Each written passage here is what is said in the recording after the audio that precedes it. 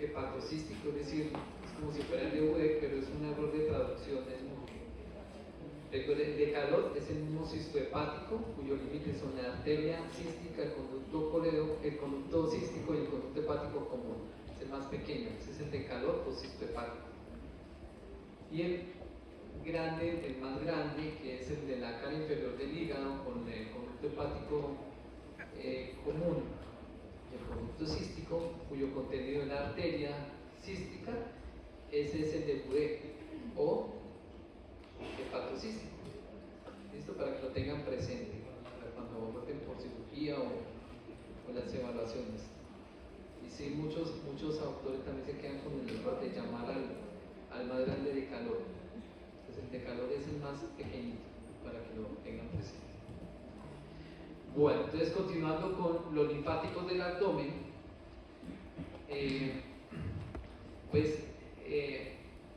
vamos a aprovechar a ver algunos linfáticos de la pared abdominal, que no es de retroperitoneo, pero simplemente es para ubicar que los linfáticos del abdomen hay unos que son parietales, es decir, de la pared como tal, y entonces estos ganglios siempre van acompañando el trayecto de las arterias epigástrica inferior, que van a tener conexión con los ganglios epigástricos superiores. Estos ganglios de la pared abdominal, ganglios linfáticos, también hay unos ganglios de la arteria ilíaca superficial, que es una rama superficial de la arteria femoral, que van a tener conexión con estos ganglios, que son los ganglios inguinales. De los ganglios inguinales van a drenar tanto los genitales externos como también linfáticos de la pared abdominal inferior, y que cobran gran importancia porque muchas de las lesiones a nivel de genitales producen aumento de esos ganglios a nivel inguinal, ¿no? Y a veces los pacientes solo consultan porque me salió, dicen así, ¿no? Entre comillas, me salió una bolita que me está doliendo aquí en la ingle. Y resulta que el problema no es el aumento de volumen, sino están presentando alguna lesión, alguna infección o alguna lesión a nivel de los genitales externos. Tenemos entonces algunos ganglios abdomino-aórticos que sí corresponden al tema de hoy, que son los ganglios a nivel aórtico. Vimos que la aorta es una aorta abdominal retroperitoneal junto con la vena cava inferior. Aquí vemos la vena cava inferior. Esto es una vista desde superior, transversal desde superior. Vemos como la vena cava inferior está a la derecha de la arteria aorta. Esta es la ubicación, como si estemos viendo de superior hacia inferior, ¿no? No como las imágenes de tomografía que vemos siempre de abajo hacia arriba, ¿no? Aquí es como si estuviéramos viendo el corte de superior hacia inferior. Y entonces tenemos unos ganglios de los ganglios de la pared, que ya lo vimos, y unos ganglios abdominoaórticos que corresponden a esos ganglios que encontramos en la región topográfica del retroperitoneo. Y ellos se van aquí a agrupar, miren ustedes, todo este conglomerado de ganglios linfáticos. Entonces encontramos que hay unos hacia la región del retroperitoneo, pero en la región de la pared posterior del retroperitoneo, que son muchos, de 25 a 30, aquí muchos ganglios. Estos siempre ven ustedes que se van a distribuir alrededor de la arteria aorta abdominal y de la vena cava inferior. Siempre van a estar pre o laterales a estos vasos. Y entonces vamos a encontrar alrededor de la aorta abdominal tres grupos que son grupos laterales. Los grupos laterales, lógicamente, su disposición es hacia lateral. Hay otros que son preaórticos, es decir, están sobre la pared anterior de la arteria aorta, y hay unos que están por detrás de la arteria aorta, que serían los retroaórticos. Entonces tenemos los laterales, o también algunos autores los llaman los lumbares laterales derecho e izquierdo. Tenemos los preaórticos y tenemos los retroaórticos. Hay unos ganglios también que son ganglios lumbares intermedios, que estarían entre la vena cava inferior y la arteria aorta abdominal. Y tenemos también alrededor de la vena cava inferior unos que son laterales, sobre todo lateral derecho, unos más profundos a los intermedios, que son los laterales izquierdos, unos precavos al igual. Bueno, aquí el autor Netter no dibujó los precavos muy bien, estarían aquí donde tengo el señalador, son ganglios precavos, y los retrocavos que estarían hacia posterior a la cava. Entonces, si ustedes ven, tanto la aorta como la vena cava inferior tienen laterales si es de la aorta es preaórticos, si es de la cava son precavos, y tienen retrocavos por detrás y retroaórticos por posterior a la aorta abdominal. Estos ganglios también van a tener conexiones con los ganglios frénicos inferiores que drenan la parte inferior, acá vemos del diafragma hacia la región del retroperitoneo, que quedan alrededor del hiato aórtico a nivel de T12. Recuerden que encontramos el hiato aórtico formados por los pilares derecho e izquierdo del músculo diafragma.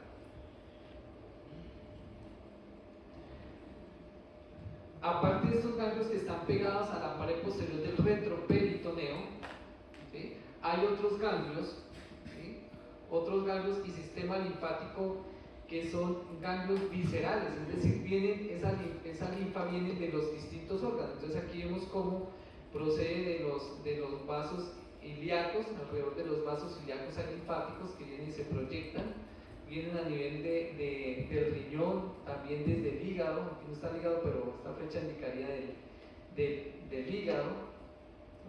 También de lo que tiene que ver con los ganglios que vienen del uréter. El uréter sí es un órgano retroperitoneal primario que van a ver en urinario en el próximo módulo.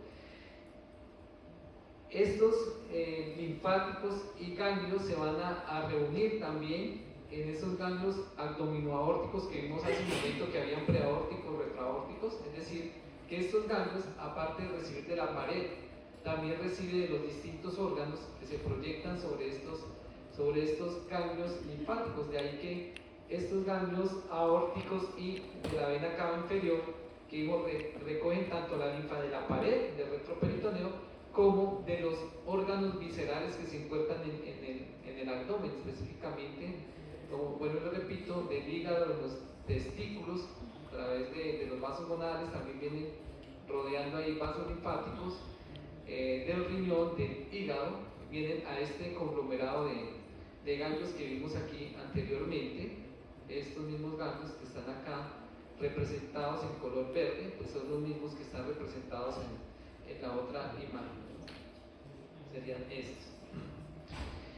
Y aquí vemos entonces cómo también existen otra serie de cadenas de ganglios linfáticos a nivel del retroperitoneo, como son la cadena ganglionar coronaria estomáquica o de la gástrica izquierda, que drena la linfa del estómago, la cadena hepática. Hay cadenas también mesentéricas, mesentérica inferior y mesentérica superior, y esta cadena que viene aquí en relación con los vasos esplénicos, que serían los ganglios esplénicos. Esos ganglios también van a tener conexiones con un sistema que se llama el sistema de la cisterna del Kilo, ¿sí? Y entonces esa cisterna del Kilo recoge toda esa linfa que procede de los ganglios que acabé de enunciar, y también de los ganglios que están hacia la pared del intestino, esos ganglios mesentéricos que pueden producir, cuando hay infecciones o virus, pueden producir aumento del volumen de esos ganglios mesentéricos.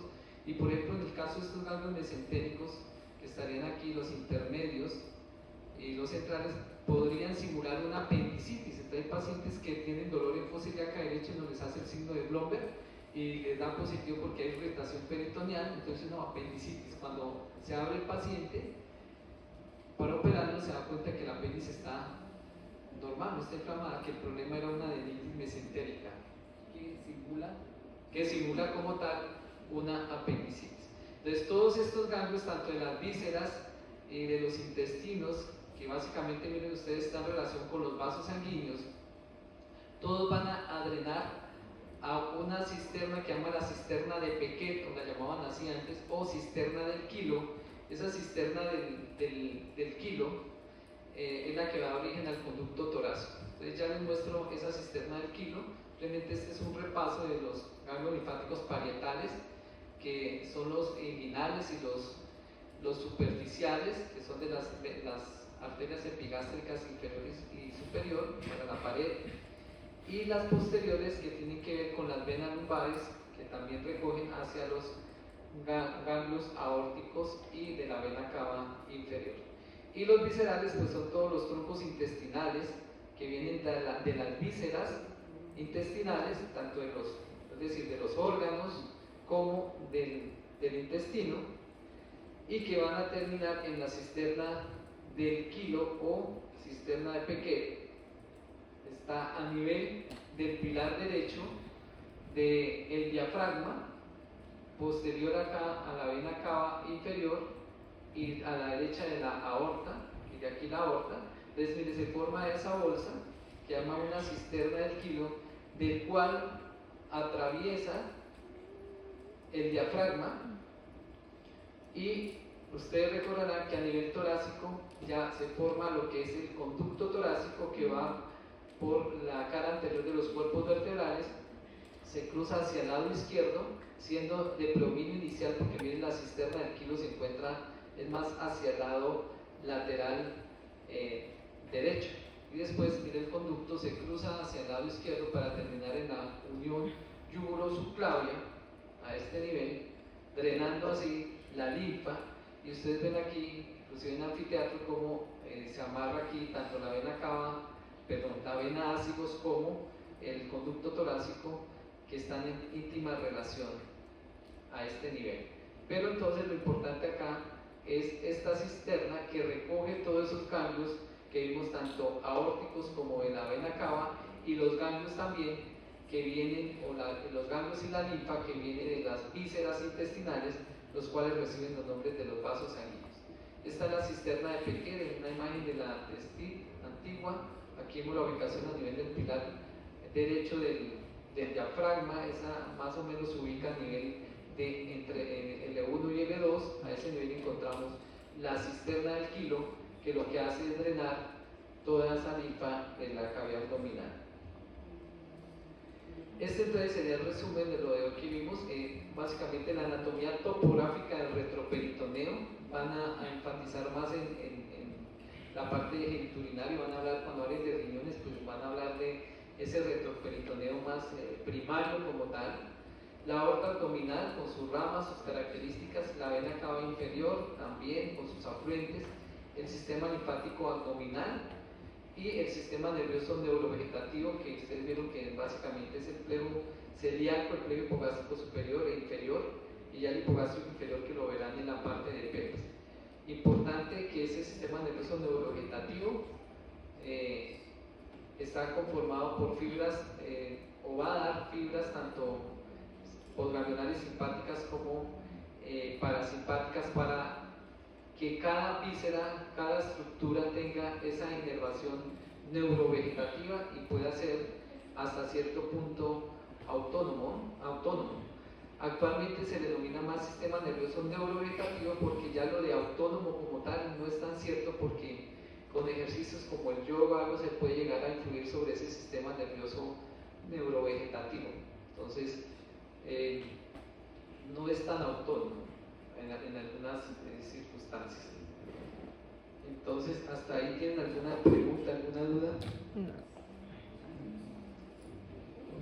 Estas son las referencias donde sacan información variada para que ustedes tengan